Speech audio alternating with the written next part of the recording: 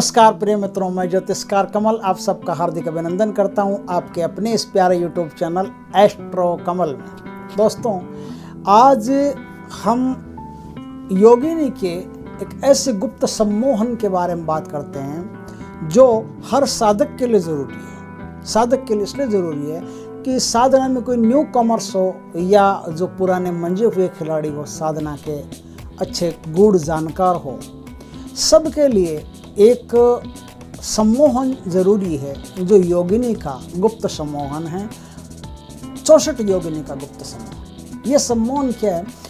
मनुष्य के भीतर एक योगिनी चक्र होता है। योगिनी चक्र मनुष्य के भीतर 64 कला लिए हुए होते हैं। वो योगिनी चक्र जब जागृत होता है तो मनुष्य के भीतर सम्मोहन की शक्ति पैदा होती है। अब इसको थोड़ा सा समझ लेने की ज़रूरत है, नहीं तो मैं सम्मोहन की बात कहूँगा तो लोग वही लड़की पटाने वाला, लड़का पटाने वाला, वशीकरण वाला सम्मोहन समझेंगे। ये इतनी छोटी चीज़ नहीं है, इस चीज़ की हाइट बहुत ऊंची है। आपका ये लड़की पटाने वाला सम्मोहन उसको नहीं पकड़ सकता। ये आंतरिक सम्मोहन है, एक ऐसी शक्ति है जो आदमी को कनेक्ट करती। योगिनी का कुल अर्थ इतना है कि आप जब दूसरी शक्तियों से जुड़ना चाहते हो तो जुड़ने की आप में शक्ति होनी चाहिए। आप हाथ ऊपर बढ़ा रहे तो आपका हाथ इतना ऊंचा तो होना चाहिए ना कि ऊपर बढ़ सके और सामने वाले के हाथ को पकड़ सके। आप 50 किलो वजन उठाना चाहते हो, आप में इतनी शक्ति तो होनी चाहिए ना कि आप 50 किलो वजन उठा सको। तो आप जब इस संसार में दूसरी दुनिया के लोगों से मिलना चाहते हो, जैसे यक्षों से, गंधर्वों से, किन्नरों से, नागों से, पिशाचों से, भूतों से, जिन्नों से, बेतालों से, मुवक्किलों से, फरिश्तों से, किसी से भी आप बात करना चाहते हो, उससे मिलना चाहते हो, तो उससे मिलने के लिए, बात करने के लिए उसको आकर्षण करने की शक्ति आप में होनी ज़रूरी है। और वो जो आकर्षण करने की शक्ति होती है ना, उस शक्ति का नाम होता है योगिनी। वो योगिनी आपके भीतर की शक्तियाँ हैं। आप अपने भीतर की उन शक्तियों को छेड़ के पहले जगा लेते हैं, उन चक्रों को पहले जगा लेते हैं, तो वो चक्र जागृत होने के बाद में आप इस संसार में कुत्ते, बिल्ली, पशु, पक्षी, अणु, परमाणु तक को अपने तरफ सम्मोहित कर सकते हैं। बस उसकी तरफ प्यार से देखने भर की ज़रूरत है। ज़रा सा मुस्कुरा के देख लिया और तुरंत आपकी तरफ सम्मोहित हो जाता है ना। ये तो इस दुनिया की बात हुई, लेकिन इस दुनिया ही नहीं, और दूसरी दुनिया है, उसमें भी आप चाहो तो जिस शक्ति को भी पुकारोगे, जो भी, जैसे हम बताते हैं कि इतने मंत्र करने पड़ते हैं, इतने दिन में करने पड़ते हैं, इस तरफ मुँह रख के करना पड़ता है, सारी बात बताते हैं। तो ये सब बात बताने के बाद भी किसी आदमी में यदि आकर्षण शक्ति नहीं है, आपने देखा होगा कुछ लोग ऐसे होते हैं जिनमें आकर्षण शक्ति गजब की होती है, तो हर कोई उनसे बात करना चाहता है, हर कोई उनसे मुलाकात करना चाहता है, सोचता है कि एक बार इनसे बात करके देखें कैसे आदमी है, कैसे नहीं। उनकी आकर्षण शक्ति इतनी गजब की होती है कि दूसरों को फटाफट खींचती है अपने तरफ। उनका सम्मोहन इतना तगड़ा होता है। कुछ लोग जो इन शक्तियों को जागृत कर लेते हैं या फिर अपने आप ये चक्र जागृत हो जाते हैं, तो उस आदमी में अपने आप सम्मोहन की शक्ति पैदा हो जाती है। जो भी उसे देखता है, मिलता है, उसके प्रभाव में आए बिना नहीं रहता। आपने देखा होगा कि महात्मा गांधी जो थे, महात्मा गांधी की बचपन की फ़ोटो में देखो और बुढ़ापे की फ़ोटो में देखो। बुढ़ापे में जिस सरलता से उन्होंने काम किया था, तो उससे उनके अंदर योगिनी चक्र अपने आप जागृत हो गए थे। तो महात्मा गांधी बुढ़ापे में किसी को भी सम्मोहित कर लेते थे। लोग उनको देख करके उनसे मिलने की, उनसे बात करने की ऐसी उत्कंठा रखते थे। आपने ओशो को देखा होगा। ओशो नाम के एक बहुत बड़े वो हुए थे आध्यात्मिक वेता, जिन्होंने इस धरती पर एक क्रांति सी ला दी थी। उनकी बचपन की फ़ोटो देखो, वो बदसूरत हैं। बचपन में इतनी ज़्यादा खूबसूरत नहीं है, वो सुंदरता तो उनमें बिल्कुल भी नहीं है, लेकिन साधनाओं से, अपनी सरलता से उन्होंने अपने भीतर योगिनी चक्र जागृत कर लिए, या उनके भीतर योगिनी चक्र जागृत हो गए। तो अब ओशो की बुढ़ापे की फ़ोटो देखो, आप यकीन नहीं करोगे कि वही आदमी था जो बचपन में था। आमतौर पर बच्चा सुंदर होता है, बुढ़ा होता सुंदर नहीं होता। बूढ़े के चेहरे पर सलवटें पड़ जाती है, बंदर जैसा पता नहीं कैसा चेहरा उसका हो जाता है। लेकिन आपने देखा कि महात्मा गांधी बुढ़ापे में ज़्यादा खूबसूरत हो रहे हैं, ओशो बुढ़ापे में ज़्यादा खूबसूरत हो रहे हैं। बचपन की कुछ तस्वीरें भी वायरल हुई थी उनके, रामकृष्ण परमहंस की, बुढ़ापे की भी वायरल हुई थी। बचपन की तस्वीरों में भी रामकृष्ण परमहंस इतने ज़्यादा खूबसूरत नहीं है, लेकिन बुढ़ापे की तस्वीरों में तो देवता जैसे लगते हैं। तो ये क्या होता है कि आदमी के भीतर योगिनी चक्र होता है, वो जागृत हो जाता है अपने आप। तो आदमी की सुंदरता, आदमी की शालीनता, आदमी के बात करने का अंदाज, आदमी का प्रेम, सब कुछ बढ़ने लगता है, उसका सम्मोहन बन जाता है। इन सब चीज़ों को मिलाओ तो सम्मोहन बनता है, और सम्मोहन बनता है ना तो आदमी कोई भी उनसे बात करता है तो उनसे प्रभावित हुए बिना नहीं रहता है। तो इस प्रकार से हर साधक के लिए ज़रूरी है कि वो चाहे छोटा सा मंत्र सिद्ध कर रहा हो या बहुत बड़ी साधना कर रहा हो, सबसे पहले उसके भीतर आकर्षणीय समता होनी चाहिए। दूसरे ग्रह के लोगों को अपनी तरफ बुलाने की, आकर्षण करने की क्षमता होनी चाहिए। ये क्षमता है तभी वो साधना में सफल हो सकता है। इसलिए तंत्र में इस चीज़ को सर्वप्रथम पहला पायदान बताया है कि आपको यदि साधना करनी है तो पहले 64 योगिनी सम्मोहन साधना करो। ये गुप्त सम्मोहन साधना है, इसको हर तांत्रिक पहले कर लेता है। इसको करने के बाद में कोई भी सिद्धि वो बड़ी आसानी से कर सकता है, कोई भी साधना बड़ी आसानी से कर सकता है। इसके बाद में वो मोक्किल को पुकारे, इसके बाद में जिन्न को पुकारे, प्रेत को पुकारे, देवताओं को पुकारे, देवियों को पुकारे, किसी का भी नाम ले लो। तो जितने दिन हम साधना में गिनाते हैं वो दिन तो उनके लिए कोई मायने नहीं रखते। वो इधर उन्होंने बुलाया, इधर उनके अंदर आने की खुद वो चुलबुली मच गई है, उनके अंदर खुद उत्कंठा हो गई है कि साधक से जाके मिले।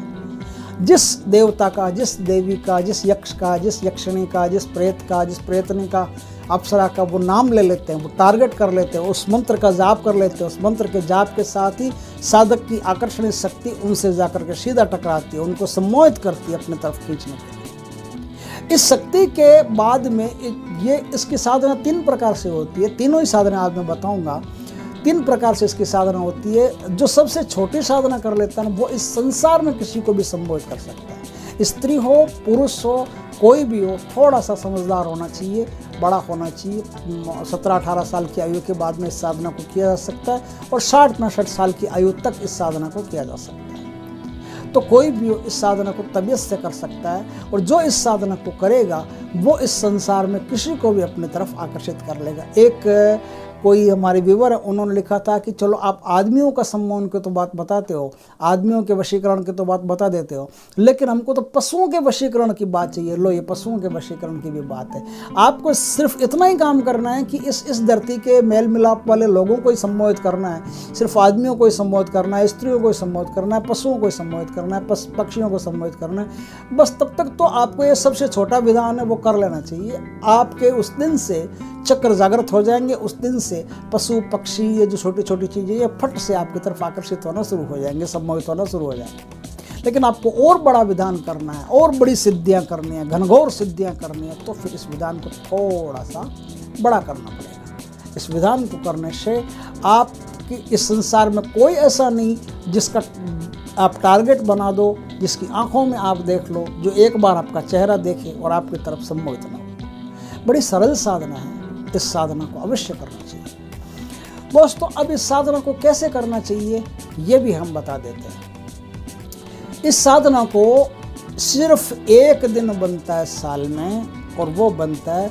आषाढ़ कृष्ण पक्ष की एकादशी, जिसे हम योगिनी एकादशी के नाम से जानते हैं। उस योगिनी एकादशी के दिन ये गुप्त साधना होती है। इस गुप्त साधना में कोई प्राचीन मंदिर हो आपके पास तो सबसे बढ़िया रहता है। पुराना मंदिर कोई भी, किसी भी देवी देवता का पुराना मंदिर हो, जितना पुराना मंदिर हो उतना बढ़िया रहता है। बाद में आपको अगर मंदिर नहीं मिले तो अपने घर के एकांत कक्ष में, शांत कक्ष में साधना को आप संपन्न कर सकते हैं। जहाँ साधना संपन्न करते हो वो स्थान बिल्कुल सुंदर होना चाहिए, सुगंधित होना चाहिए, पवित्र होना चाहिए और स्वच्छ होना चाहिए।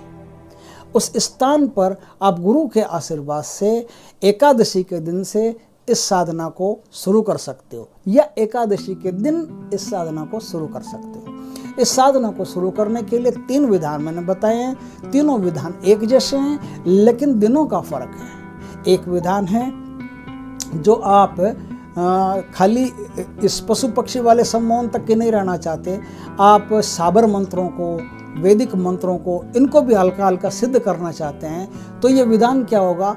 ये विधान वैसे एक दिन का है, एक दिन का विधान है। सिर्फ कौन सा? योगिनी एकादशी के दिन आप इसको कर लो, आपके चक्र एक्टिवेट हो जाएंगे। उसके बाद में आप काम कर सकते हो। लेकिन उन चक्रों को बहुत शक्तिशाली एक्टिवेट करने के लिए फिर 2 विधान और है, उनका पालन करना पड़ेगा। दो विधान कौन से हैं? एक तो ये विधान है कि आप इससे जो योगिनी एकादशी है, योगिनी एकादशी मैंने बताया आषाढ़ कृष्ण पक्ष की एकादशी जो होती है वो योगिनी एकादशी होती है। तो योगिनी एकादशी से लेकर के फिर देवशयनी एकादशी होती है 15 दिन के बाद। आषाढ़ शुक्ल पक्ष की जो एकादशी होती है वो होती है देवशयनी एकादशी। तो देवशयनी एकादशी ये 15 दिन के बाद में, तो ये 16 दिन की साधना होती है आपकी, है ना। एकादशी से एकादशी तक 16 दिन की साधना होती है।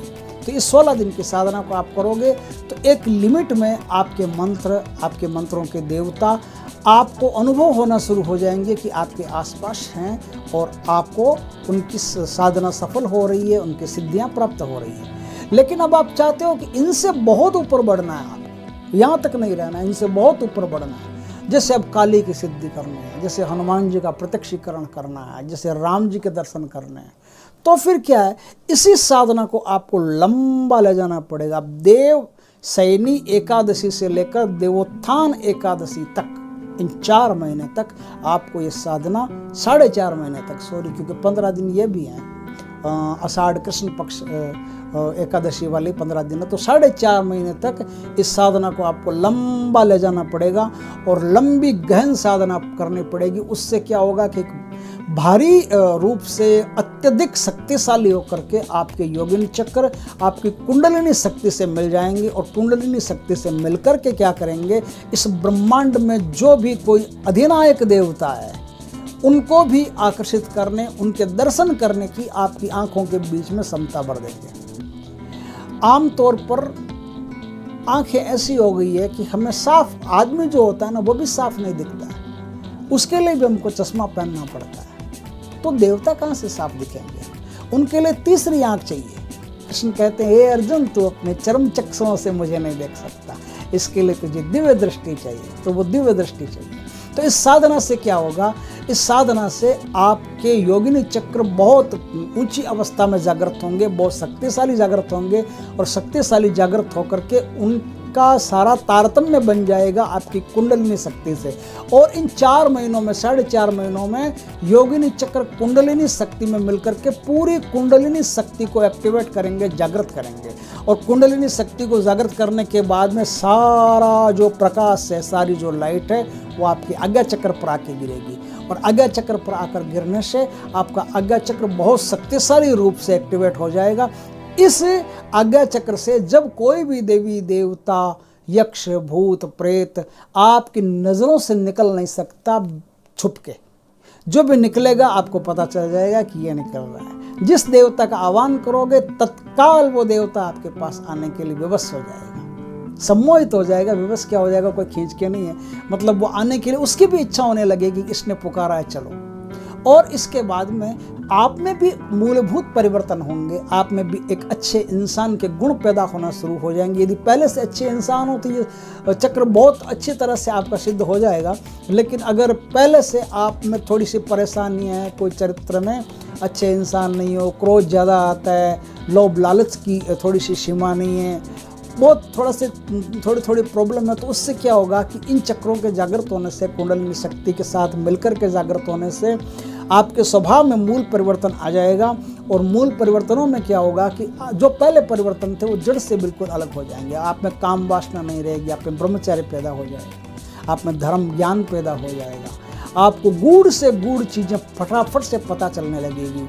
मेरे एक मित्र है, वो शून्य में जाकर के, जैसे कोई भी चीज़ हो, कोई भी साधना हो, उनको महाकाल का वरदान है, वो शून्य में जाकर के कोई भी साधना हो, प्राचीन से प्राचीन साधना, उसका पता लगा सकते हैं। उनके पास ऐसी क्षमता है।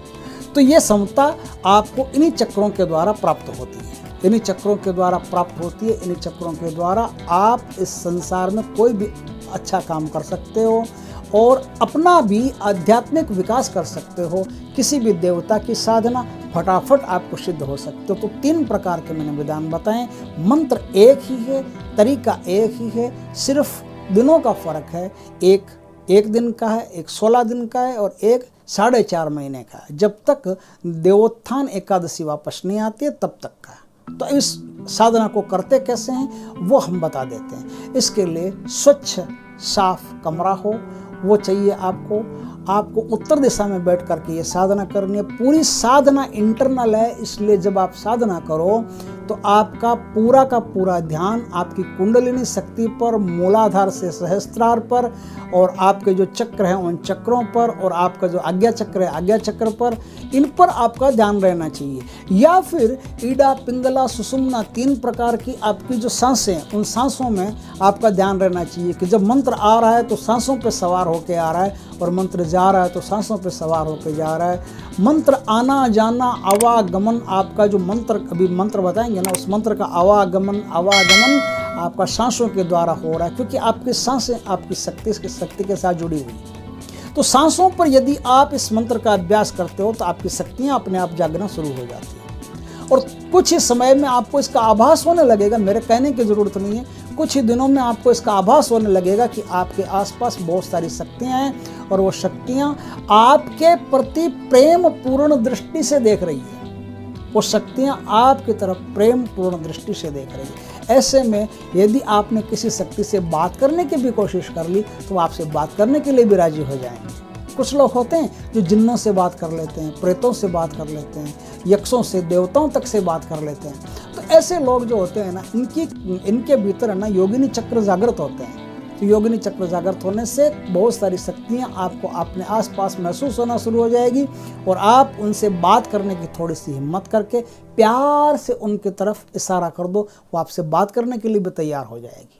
और साधारण जो वशीकरण है ना, लड़की पटाने वाला वशीकरण, ये तो इसके लिए बच्चों जैसा खेल है, ये तो मामूली चीज़ है, ये तो करना भी नहीं चाहिए। ये जब आज हम इतनी ऊंची बात कर रहे हैं तो ये साधारण सम्मोहन इसके लिए कुछ मायने नहीं रखता। ये स्त्री वशीकरण, ये पति वशीकरण, ये सब ये तो छोटी छोटी चीज़ें, नाम मात्र की, खाली विचार करने से काम हो जाता है, तुरंत सिर्फ विचार करने से काम हो जाता है। ये तो मामूली चीज़ें हैं। हम तो साधनाओं की बात कर रहे हैं, और ये वीडियो भी आज साधकों के लिए ही बना रहा हूँ मैं, कि जो साधक है, प्राइमरी साधक है, जो न्यू कमर्स है, उनके लिए वीडियो सबसे उत्तम चीज़ है। तो आपको क्या चाहिए? सफ़ेद कलर का आसन चाहिए, स्वच्छ नहा धो करके स्वच्छ वस्त्र, सफ़ेद वस्त्र पहन करके इस साधना को शुरू किया जाता है। उत्तरमुखी होकर के इस साधना को शुरू किया जाता है। दिन में योगिनी की पूजा होती है। पूजा सिर्फ 64 योगिनी गुप्त आकर्षण सम्मोहन यंत्र पर ही होती है। गुप्त आकर्षण सम्मोहन यंत्र 64 योगिनी का, उस यंत्र पर यह पूजा होती है, और कोई मूर्ति, कोई कुछ भी लगाने की आवश्यकता नहीं है। लेकिन अगर आप कोई देवी का चित्र लगाना चाहते हो, क्योंकि देवी नाम की तो कोई चीज़ होती नहीं, योगिनी अनिंद सुंदरी है। कौन अनिंद सुंदरी है? आपके अंदर प्रकृति की तरफ से बेशुमार खूबसूरती भरी पड़ी है। आपकी अवचेतना में अनिंद सुंदरता, खूबसूरती भरी पड़ी है। वो खूबसूरती जब मूर्त रूप में प्रकट होती है तो स्त्री से ज़्यादा खूबसूरत नहीं होती। खूबसूरती जब भी आप देखते हो तो स्त्री को देखते हो। खूबसूरत की बात आती है तो पुरुष का जिक्र ही नहीं होता है बेचारे का। बलवान का जिक्र आता है तो पुरुष का जिक्र होता है। बलवान स्त्री नहीं गिनी जाती, बलवान पुरुष गिना जाता है, और खूबसूरत पुरुष नहीं गिना जाता। पुरुष कितना ही खूबसूरत तो कोई मायने नहीं रखता, मायना स्त्री रखती है। स्त्री खूबसूरत होती है, क्योंकि हमारी जो धारणा है वो धारणा खूबसूरती में स्त्री को ही देखती है। इसलिए हम योगिनी को स्त्री के रूप में देखते हैं। योगिनी एक पावर है, एक ऊर्जा है, जो हमारे भीतर बहुत ही खूबसूरत और तंत्र के गूढ़ रहस्यों से परिपूर्ण है। ऐसी शक्तियां हमारे भीतर पड़ी है। जब हम भाव रूप में, मूर्त रूप में उनको देखते हैं तो हमको स्त्री दिखाई देती है। फिर हम कहते हैं कि योगिनी माता की जय, फिर योगिनी देवी की जय, फिर ये जो स्त्री है ना, स्त्री रूप में हमारे सामने प्रकट हो जाती है। ये साइकोलॉजी है हमारी, और हमारी साइकोलॉजी के कारण ही हमें उनका निर्माण करते हैं। स्त्री का, उस स्त्री का निर्माण हमें करते हैं, कोई दूसरा नहीं करता। तो उस स्त्री का निर्माण हमें करते हैं। तो अगर कोई आदमी पकड़ के चलना चाहता है, जैसे एक ब्रह्म होता है, वो ब्रह्म ऐसा होता है कि उसकी कोई मूर्ति नहीं होती, निराकार ब्रह्म होता है। एक ब्रह्म ऐसा होता है जो साकार ब्रह्म होता है। अब साकार ब्रह्म की पूजा आसान है, निराकार ब्रह्म की पूजा तो मुश्किल है, तो हम भगवान की मूर्ति बना लेते हैं। साकार से निराकार की तरफ पहुंचने की कोशिश करते हैं, क्योंकि सीधा निराकार में पहुंचा नहीं जा सकता। इसलिए यदि आप कोई चाहते ही हैं कि कोई देवी की मूर्ति हो, तो कोई भी देवी की मूर्ति आप ले लेना। कोई भी स्त्री की मूर्ति भी आप ले सकते हो, सुंदरतम स्त्री की मूर्ति आप लगा सकते हो, उसकी पूजा करके भी आप काम कर सकते हो।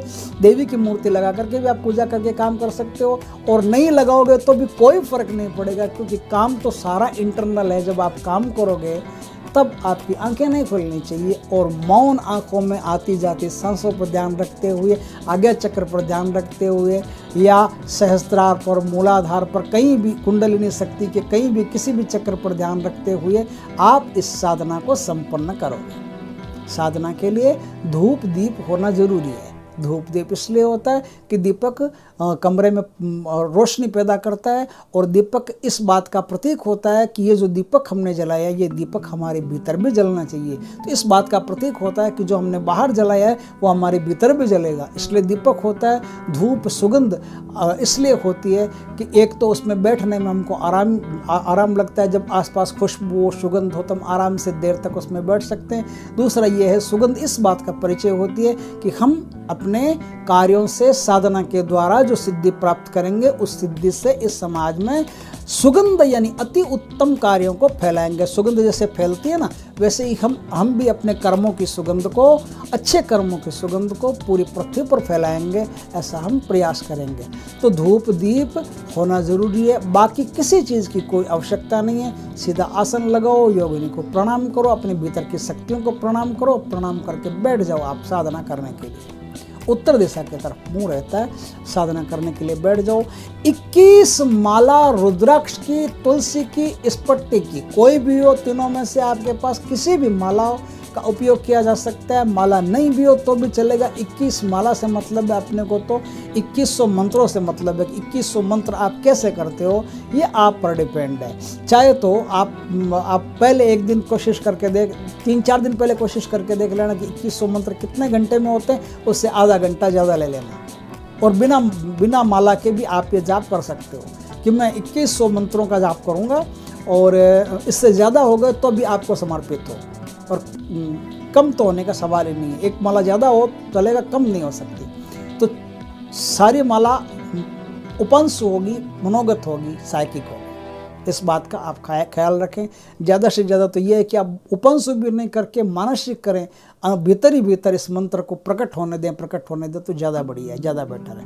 इस प्रकार से ये साधना करोगे तो कुछ ही दिनों में आपको इस साधना के अति उत्तम परिणाम मिलेंगे और आगे की जितनी भी साधना है वो आपके लिए बिल्कुल ईजी हो जाएगी, बहुत साधारण हो जाएगी। फिर आप किसी भी साधना को तबीयत से कुछ ही समय में कर सकते हो। 1 साल की साधना हो वो 10 दिन में ही आपके सिद्ध हो जाएगी। फिर इतना लंबा आपको मेहनत करने की ज़रूरत नहीं है, क्योंकि आदमी के अंदर ये शक्ति ही नहीं होती। आपने देखा होगा कई लोग जन्मजात, उनके अंदर क्या होता है, योगिनी चक्र ना वो थोड़ा सा एक्टिवेट रहता है, तो वो कहीं भी बैठते हैं तो लोगों को आकर्षित कर लेते हैं। कुछ लोग ऐसे होते हैं जिनमें ये योगिनी चक्र एक्टिवेट ही नहीं होता, बंद पड़ा रहता है एकदम, तो वो कहीं भी बैठते हैं तो लोग उनसे है ना दूर जाने की कोशिश करते हैं, उनको मतलब इसे अपने करीब नहीं आने देने की कोशिश करते हैं। किसी लोग सोचते हैं ये हमारे करीब नहीं आए तो ज़्यादा बढ़िया है। इसका मतलब यह है कि उसके अंदर योगिनी यानी कनेक्टिविटी की शक्ति बिल्कुल नहीं है, कनेक्टिविटी की शक्ति नहीं है, जुड़ने की शक्ति नहीं है दूसरों से। इसलिए दूसरे जब भी उसके आसपास जाएंगे उसे दूर करने की कोशिश करेंगे। तो योगिनी की जो शक्ति है ये जब भी आपके पास आएगी, कनेक्टिविटी का जो भी चक्र आपके पास योगिनी चक्र है वो जैसे ही खुलेगा, जैसे ही एक्टिवेट होगा, तुरंत आपको पता चल जाएगा कि बिना मतलब के लोग आपको राम राम कर रहे हैं, बिना मतलब के लोग आपको पसंद किए जा रहे हैं, बिना मतलब के लोग आपकी तरफ आकर्षित हो रहे हैं, बिना मतलब के गली मोहल्ले के कुत्ते बिल्ली भी आपकी तरफ आकर्षित हो रहे हैं, बिना मतलब के छत पर खड़े हो रहे तो पक्षी आपको देख करके ऐसा लगता है जैसे मुस्कुरा रहे हैं। ऐसी बहुत सी घटनाएं आपके साथ होगी। देवी देवता, यहाँ तक कि धन की देवी लक्ष्मी, सम्मोहन की देवी रति, कामदेव, ये सब आपकी तरफ आकर्षित हो रहे हैं। इनको आकर्षित करने के लिए इस साधना का आवश्यक होना, और ये हर साधक के लिए प्राथमिक चरण है। जो भी साधनाओं की गहनतम जानकारियाँ चाहता है, इससे 2 फायदे होंगे। एक तो योगिनी चक्र जब जागृत होगा तब कभी कभी ऐसा होता है कि मंत्र का पूरा विधान हमको पता नहीं होता है, और कभी कभी तो मंत्र भी हमको पता नहीं होता है। तो आप जैसे ही योगिनी चक्र को एक्टिवेट कर लेते हो, जागृत कर लेते हो, तो योगिनी के पास हजारों जन्म आपने लिए, हजारों जन्मों में आपके भीतर की जितनी भी कनेक्टिविटी की शक्ति बनी है उसने लोकांतरों से कनेक्टिविटी कर रखी है, उसने कई ग्रहों से कनेक्टिविटी कर रखी है, कई देवताओं से कनेक्टिविटी कर रखी है। उसके पास तंत्र के दुरूह से दुरूह जानकारियाँ उसके पास मौजूद है। तो किसी भी तंत्र की कोई भी जानकारी आपको चाहिए तो आप अपनी योगिनी शक्ति से प्राप्त कर सकते हो। इस प्रकार से आप इस सिद्धि को प्राप्त करके उत्तम से उत्तम तंत्र में काम कर सकते हो, गहन से गहन जानकारी प्राप्त कर सकते हो और उन जानकारियों से इस संसार में अति उत्तम कृत्य कर सकते हो। अब 64 योगिनी गुप्त सम्मोहन मंत्र बताते हैं। तो मंत्र यह है, ओम ह्रीं योगिनी आगच्छ आगच्छ स्वाहा, ओम ह्रीं योगिनी आगच्छ आगच्छ स्वाहा, ओम ह्रीं योगिनी आगच्छ आगच्छ स्वाहा।